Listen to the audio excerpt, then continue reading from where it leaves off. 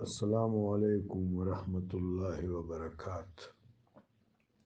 انبیاء اکرام علیہم السلام، رسول عظام علیہم السلام پر جو بھی وحی نازل ہوئی، جو بھی کلام رب جلیل کی طرف سے نازل ہوا، خواہ وہ وحی مطلوع تھی، خواہ وہ وحی غیر مطلوع تھی، خواہ وہ القا تھا، وہ سب کچھ ان کو یاد تھا۔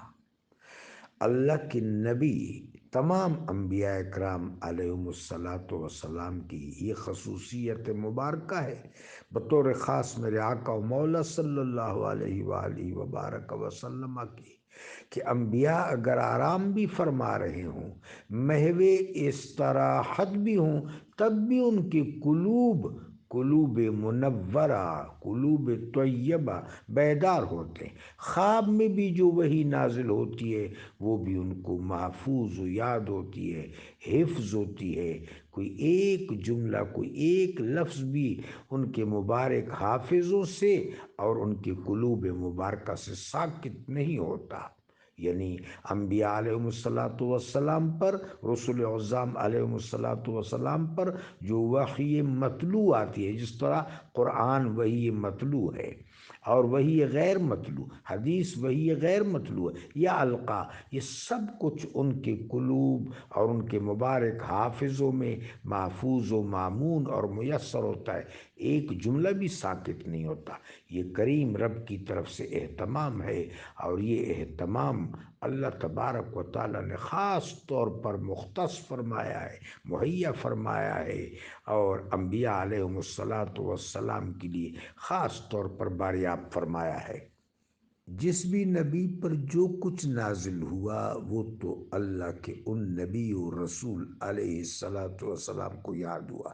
باقی اللہ تبارک و تعالیٰ نے انبیاء کو بہت کچھ عطا فرمایا ہے۔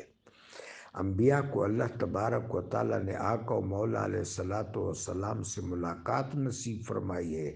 آقا و مولا علیہ السلام کی امامت میں ادائیگی نماز مرحمت فرمائی ہے۔ قرآن عظیم کا علم وہ رکھتے تھے، محبوب پاک علیہ السلام کے ساتھ وہ ملتفت رہے، تو خدا کریم و جلیل نے الہام و القا وحی ان کو عطا فرمائے، اور ان کے ہاں وہ محفوظ رہے۔